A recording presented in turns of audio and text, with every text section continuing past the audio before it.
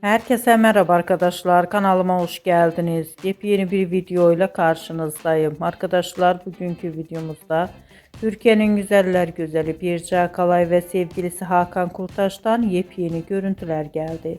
Muhteşem çiftimizin güzel, eğlenceli görüntülerini sizler için YouTube kanalımda video halinde sunuyorum. Umarım beğenirsiniz. Arkadaşlar videomu beğendiyseniz kanalımı izlemeyi ve bildirim butonuna basmayı unutmayın. Şimdilik benden bu kadar olsun. Yeni videomuzda görüşmek üzere. Hoşça kalın.